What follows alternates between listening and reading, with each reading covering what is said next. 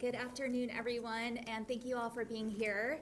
I want to take everyone back to the year 2000 when voters of Arizona passed Proposition 301 and sent the clear message that our students matter, that our teachers matter, and that public schools matter.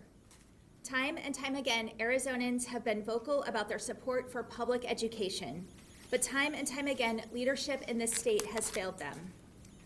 One needs to look no further than the lawsuit brought against the state after failing to adequately fund public schools as outlined in Prop 301. The result of that lawsuit, Prop 123, shouldn't have been needed in the first place. Why is it that the state needed to be sued in order to fund our public schools? That's unacceptable, and it sends the wrong message to the nearly 1 million students and their families, the majority of families in Arizona, who choose public education. And while the increase in funding that resulted from the passage of Prop 123 was a welcome change, we are not where we need to be. 10 years later, as evidenced by the myriad of headlines about the lack of funding in our public school system, we continue to come up short. Something needs to change. Arizonans are tired of the empty promises and platitudes. They are tired of their words falling on deaf ears. They are tired of the status quo.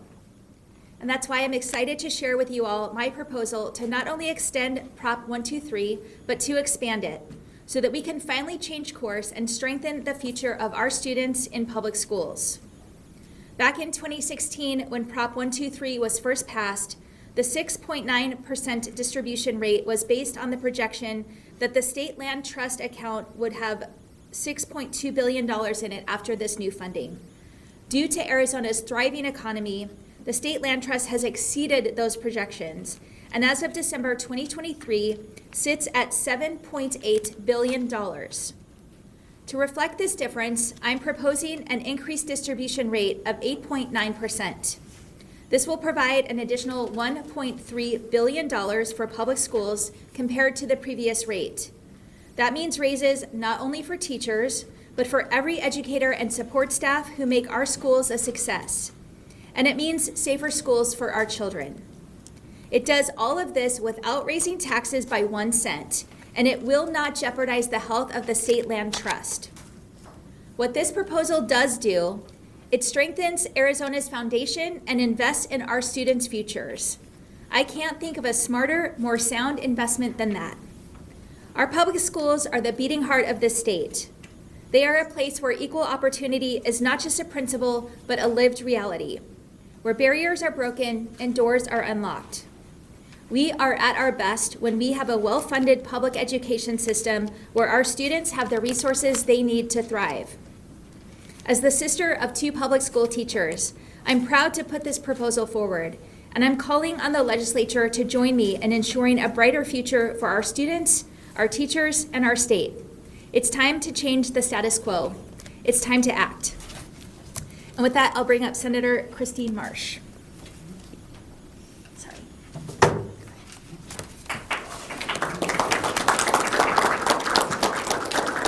Hello, everyone, and thank you, everyone, for joining us today. Before I begin, I want to thank Governor Hobbs and her team for the work they have done to make this a reality, and to the Democratic legislators who came before me who pushed tirelessly for this kind of investment in public education. As a current teacher and former Teacher of the Year, I have worked my whole career to give Arizona students the best education I possibly could. Far too often, the most consistent obstacle of my career was the routine underfunding I saw across all aspects of our education system. Before a student even steps into the classroom, there are a number of critical adults that have an impact on their educational success, and I would be leaving them behind if I didn't advocate for them down here at the Capitol alongside our teachers. This plan aims to tackle that very issue. I am proud to introduce the Prop 123 plan that will invest in every part of our education system that helps our students thrive. While I applaud my Republican colleagues finally admitting that we need to do something to raise teacher pay, their plan misses the mark. With this plan, we will not only address our teacher shortage caused by low pay, we will support every educational professional responsible for our children's success and keep our schools safe. It's time we act like the adults in the room and do more than one thing at a time. The State Land Trust is strong and growing. It's grown by over $2 billion over the last 10 years. Our choice is between letting that number sit in a bank account and get bigger, or setting Arizona's children up for success and supporting our entire educational system and all of its professionals. For me, it's a simple choice. I am going to support the plan that puts our students and educational professionals in the best spot to grow and succeed in Arizona. And I have the distinct pleasure of bringing up Yasmin, who is a high school student.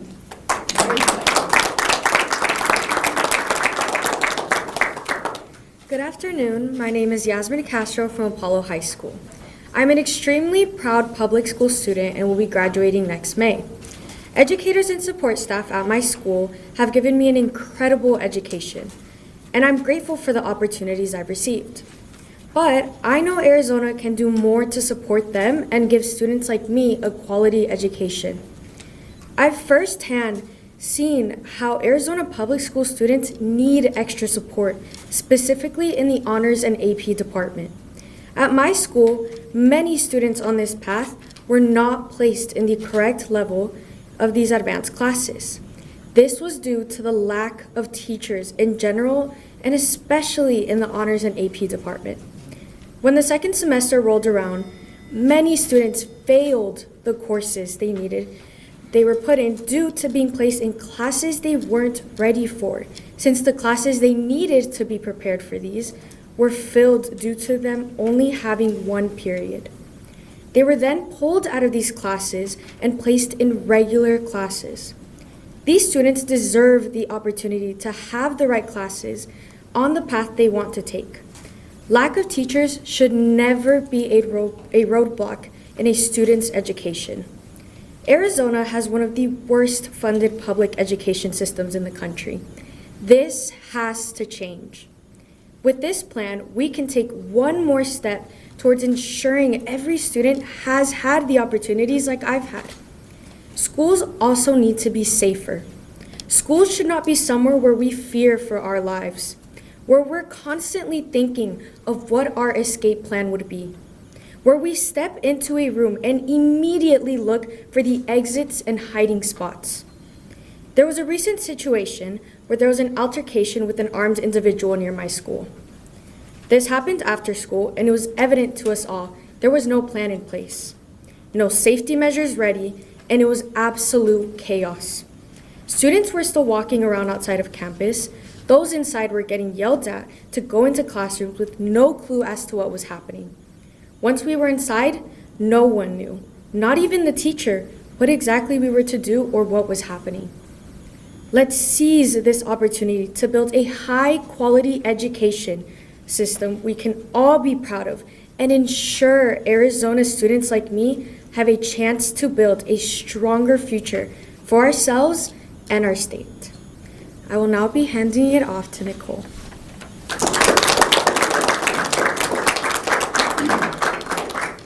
Good afternoon. My name's Nicole Marquez, and I'm a proud product and parent of the Arizona Public School System.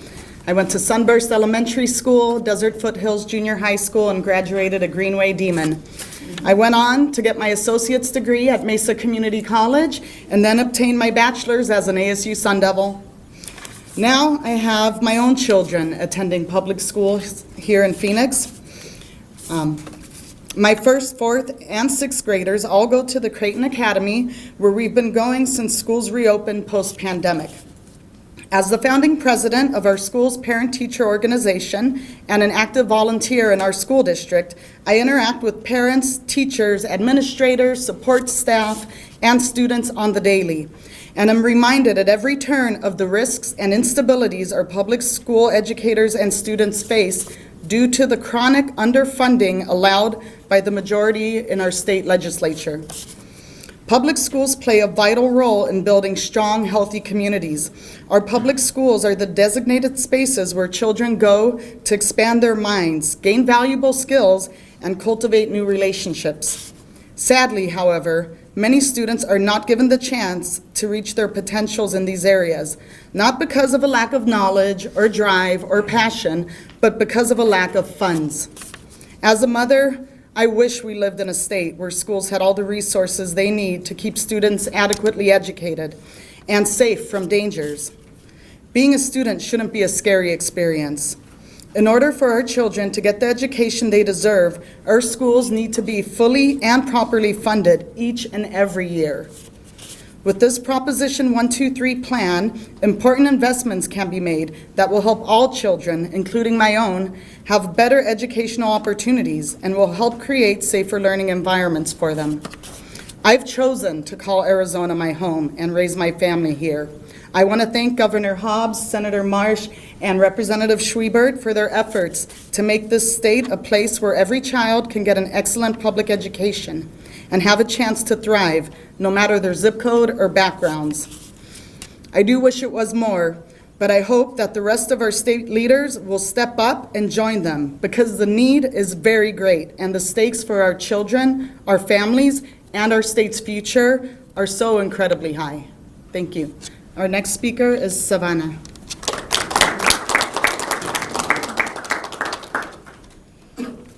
Thank you. Good afternoon.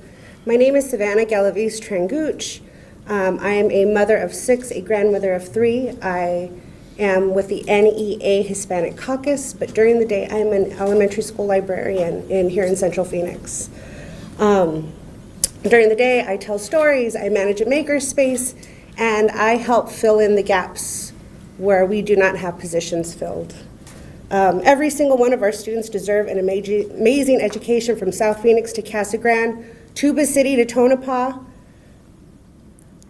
They deserve to graduate with success. They deserve to graduate supported. And that means they need to be able to participate in field trips and science labs and classes, and they need to be in schools that are fully staffed. Not just with enough teachers, reading specialists, bus drivers, custodians, and librarians like myself. 90% of Arizona families choose public schools, and that's because they trust us to make public schools a great experience for their kids. And we work very long hours to make that work happen. But for years, politicians have underfunded our schools and undervalued our work. Our salaries have not kept pace with the cost of living, and we feel the pinch every day. There's not a single district in our state where a classroom teacher is able to support a family of 4 on their salary. As for educational support professionals, the situation is dire.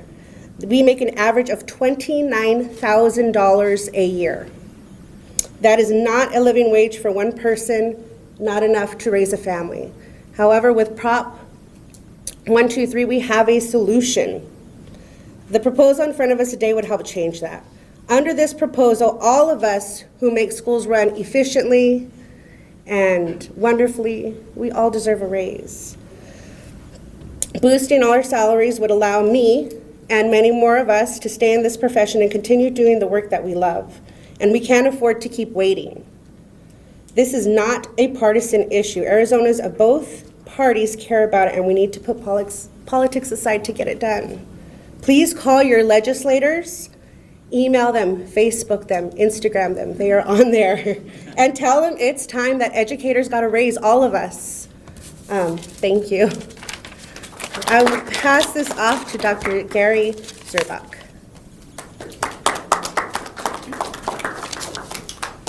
Thank you and good afternoon. Governor Hobbs, thank you for the opportunity to address the community today. My name is Dr. Gary Diaz-Zerbach, and I am the Deputy Superintendent of Administrative Leadership and Services at the Deer Valley Unified School District. Our utmost priority as educational leaders is the creation of safe and supportive environments within Arizona's public schools, ensuring the well-being of each and every student. To achieve this goal, we must work to implement a comprehensive plan that consists both of strategic and tactical objectives. Fostering a strong culture and climate is essential for both students and staff. Students thrive in an environment where they feel a strong sense of belonging, and schools require the necessary funding for resources such as counselors, social workers, school resource officers, along with robust threat assessment procedures. Additionally, schools must have effective emergency operation planning systems. Beyond these foundational elements, it is crucial that we secure adequate funding for safety measures addressing concerns such as access control, establishing secure entry points for both students and employees, threat detection, investing in new technologies such as camera, digital threat alert, and visitor management system solutions. Also, facility modernization, upgrading and hardening facilities to withstand security threats, including the use of ballistic-proof materials, interior locking systems, and proper lighting, especially on our high school campuses where events can run throughout the night. And also communication systems, implementing mass notification and two-way digital systems between schools, students, and parents. Governor, the proposed funding you are advocating for will play an important role in assisting district and school leaders in effectively responding to the threats our campuses face, not only now, but in the future as well. The safety and well-being of our students demand our collective attention and our investment.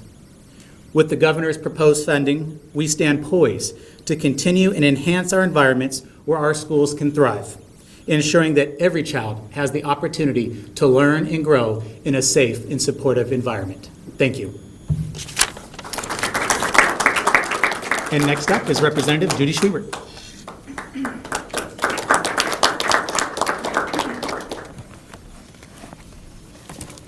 Thank you, Governor Hobbs, for this wonderful proposal, and thank you, everybody, for being here. As a longtime former teacher and high school librarian, as well as a mom and now a grandma, I know firsthand how vital our schools are to our children, families, and communities. I'm so proud to be here today with Governor Hobbs and Senator Marsh and everyone else here to offer this proposal to renew Prop 123 funds for our schools. It is truly essential to addressing the teacher shortage crisis. I knew I'd never become monetarily rich when I followed my heart to become a teacher, but I was always able to keep food on the table and a roof over our heads, even after becoming a single mom. That all changed in the 2008 recession when the Arizona legislature made the deepest cuts in the nation to public education. And even though the vast majority of the public schools in our state continue to earn a rank of A or B, since that recession, Arizona has continued to rank at the bottom of the nation in per pupil spending and teacher salaries. Our educators do a heroic job, but too many of them can no longer afford to work or live here. As a result, they're fleeing to other states or professions where they can support their families. Arizona's failure to properly invest in our schools has left a shocking 1 in 3 students without a permanent qualified teacher. That's a disaster for not only our children and families, but also for our employers and all of us who benefit from the strong workforce we need for our economy to thrive. But you know, like the cars we all depend on, our schools require many essential parts. Raising teacher salaries is like putting a new engine under the hood, and that's really important. But unless you also invest in some tires, in this case in the form of increased pay for our essential classroom aides, reading and math specialists, counselors, and all support staff, you're not going anywhere. As hard as that engine works, it's going to burn itself out without those wheels. Teachers know that it's a package deal. All educators are vital to student success, especially at a time when more and more young people are struggling with anxiety, depression, and even suicide. This is the time to increase our investment in the resources our students need, not pick and choose about who's important enough to retain with a raise and who is not. So Governor Hobbs' proposal includes all educators, teachers, and support staff. It makes our schools safer, and it doesn't raise taxes a cent. Ultimately, Prop 123 gives us a choice. We can either choose to invest in Arizona's future by giving students a quality education, or we can let nearly $8 billion sit in a bank account. I invite all my colleagues to join me in voting yes to put this proposal before voters. Let's work together to make sure that every Arizonan gets their chance to thrive. And with that, I'm proud to introduce my friend Amber Gould, a teacher at Greenway High School.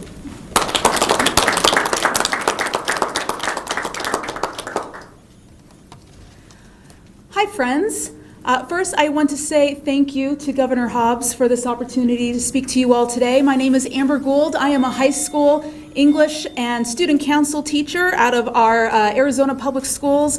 I also am a proud member of the Arizona Education Association and am a 2023 Ambassador for Excellence and Top 5 Arizona Teacher of the Year. I've been teaching for well over a decade, and not to brag, but I'm pretty good at what I do. Just today, I had students learning about rhetorical analysis in first hour, discussing and applying advertising strategies during fourth hour, and by the time sixth hour hit, my students were talking about the importance of not being a bystander during atrocities as we read Night and listened to the testimonies of Holocaust survivors. My colleagues and I do everything we can to make sure our students get the quality public education they deserve, but it's hard. The reality of my day is that I had a new student who transferred in during sixth hour because her teacher resigned last Friday and moved to New Mexico. For lunch, I had a bag of chips that I found in one of my file cabinet drawers because I had to grade papers and didn't have time to run out during lunch. And unfortunately, the pay for our support staff is so low that we can't retain enough cafeteria staff to provide lunch for the adults on campus to purchase. I also had to find time today to create a list of the items to give to our district insurance company of everything that was destroyed in my classroom earlier this year when it flooded. Turns out when you're forced to go with the lowest bidder for construction, you don't always get the best results. The issue is that these stories are not just unique to me. There are teachers and education support professionals across our state who are struggling to make every dollar stretch at school to support our students. But they also struggle to make every single dollar stretch at home to support their own families. Too often I see funding for public education in Arizona fall short. Our state is still one of the worst when it comes to funding our kids, and that hurts my ability to teach the students that are sitting in my classroom day after day. We need real investments in public education to build a system that helps every student in Arizona thrive. And that happens when we invest in paying our educators what they deserve, when we pay our support staff what they deserve, and when we build and maintain the safe schools that our students deserve. I'm proud that Governor Hobbs, that her new plan to support our students does just that. And I'm proud to be standing with her, with Senator Marsh, with Representative Schwiebert to introduce this critical Prop 123 expansion. Thank you. And with that, I'd like to open it up to Christian to run through Q&A. All right, doing some questions. We'll start right there. Hi, Governor. Hello. I recognizing we all went into journalism because we're not good at math. But, I'm not good at math either, so. so we'll see how you, this is a test. You start off the fund at 7.9 billion. At the end of 10 years, it'll be 8.9. But we're putting in 200 million every year in investments. So that's $2 billion that would have gone in. So we should have been at 9.9. Essentially, you're digging into the corpus. You're taking money that would have otherwise gone in the corpus. How do you justify taking money that would otherwise go into the corpus? That 200 million is a very conservative estimate, and we've been overperforming that at least in this last year. But that still raises the question, if it's 250 million, that's the point. If it's 250 million, then it should be 2.5 billion going in. Not, either way, you're ending up $1 billion ahead in 10 years when you've got at least 2 billion or more going in. So how do you justify taking money that would otherwise go into the trust so that you don't have to deal with, as you say, the political inconvenience of a tax hike. The political unreality of a tax hike. Here's the thing.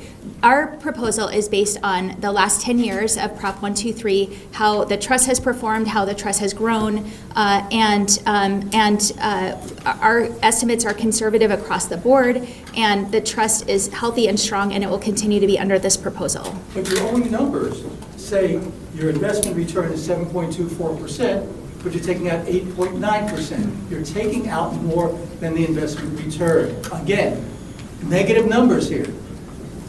No? It shows $1 billion dollars in growth. But it's $1 Yeah. billion of growth, but it would go $2.4 billion if you didn't do that. But we're not losing money. This is a critical investment that invests in our schools. I think there's agreement across the board that we need that. And this is a way to do it that doesn't hurt the trust and gives schools the resources they desperately need. Okay, next question. Brad? I'm sure every newsroom in the state, many people want to know, what can you tell us about the status of the National Guard members who were wounded in Jordan? How many were they? What do you know about their injuries? I'm not able to say anything at this point. We have very preliminary information that I'm not at liberty to share. Can you say how often you're talking to Major General Muhlenbeck or getting briefed on the situation? On a very regular basis since this happened Saturday. Have you spoken with those families at all impacted? Not yet. I plan to, but again, it's just very early. Going back to the education plan, Republicans obviously put out their own Prop 123 extension that differs from yours. What is the communication like with them? Obviously, you need Republicans in the legislature on board if your plan is what's going to move forward. Absolutely. I think that we have engaged with stakeholders represented here in this room today and have been having extensive conversations about what needs to be done to extend 123, expand it, and make it better. I think we can all agree we need more investment in our schools. And I think, we're starting at a point where I think there's agreement that 123 should be extended. And so I think that's a good starting point. Hey, wait, let me make sure I understand the answer. You've engaged with the stakeholders in this room, so you haven't engaged with the Republican leadership. We talk to Republican leadership every day. On this issue? We have had conversations. I'm not going to negotiate where we're at in public, but we've had conversations, yes. Okay. One other technical question, which is the Republican plan is a $4,000 pay hike for teachers, about 7%. Yep. Your plan, once you take off the support personnel and everything else, is only about a 4% pay hike. Again, according to your own numbers. So the teachers would actually get more under the Republican plan? Our plan dedicates the same amount towards teacher pay increases. It leaves it to districts to distribute that. Governor, you have an appointment coming up to the Citizens Clean Elections Commission, which hasn't seen a new appointment in many years. Yep. What do you want to see out of your appointments? And between you and Treasurer Yee, do you anticipate replacing the entire 5-member body because they're all serving past the expiration of their terms, in some cases by years? Yeah, every member is serving on an expired term, and so we need to replace them. And I'm looking for folks who support the mission of the Clean Elections Commission, and will work to uphold that. Do you expect all 5 members to be replaced between you and Treasurer Yee Yes. in the future? Yeah. When do you expect to make that first appointment? Soon, I think. Other questions? Yeah. Oh, Yep. yeah. What has been the communication between Treasurer Yee's office regarding Prop 123? I understand she's been obviously opposed to it, so has she reached out and you reached out to her office, or has it been just the public statements? Just the public statements at this point. Okay. Governor, what's the current hang-up on the bill that would resolve the election deadline with automatic recounts? We are still negotiating that. I don't want to make those negotiations public, but I'm hopeful for a resolution. Could you tell us a little bit more, because it is like people overseas who might not be able to vote as easily if we don't get this resolved? I actually, I don't know what the specific issue is. I know that we've been going back and forth with the Republican leadership and the election officials, and I think we're very close to agreeing on something. Well, Republican leadership has bunched a bit on being willing to move the primary date up a little bit. How about you? Are you willing to give a little on number of post-election curing days for early ballots, or restricting the ability to drop off early ballots on election day? I'm not willing to do anything that compromises Arizonans' access to the ballot. And at this point, we can't move the primary. Now, that means moving every single filing date and every other deadline. And I think we're well past the point that that can actually happen. How about curing and late earlies? Again, I don't want to compromise Arizonans' ability to have their votes counted. So that's a hard no on both of those. Last week, the Arizona Department of Veterans Services announced about 20 layoffs related to the Veterans Home up in Flagstaff. What is the current status of that project? Because it looks like it keeps getting pushed back. Yeah, we hope that these layoffs are temporary. There's construction problems that need to be corrected before the home can be opened, and we can't just keep staff on that don't have a place to work, or a job to do. So we hope it's temporary. Next. Major League Baseball wants an exception for minor league players, the state's minimum wage. I don't know, do you support that bill that's moving through the legislature right now? We've been keeping up to speed on where the bill is. Certainly concerned about upending the the voter protection clause in the minimum wage proposal. Brown. Governor, the new chairman of the Arizona Republican Party is a former employee of yours in the Secretary of State's office. Can you tell us how well she did her job in the office? She was a great employee in the Secretary of State's office. We are sorry to see her go.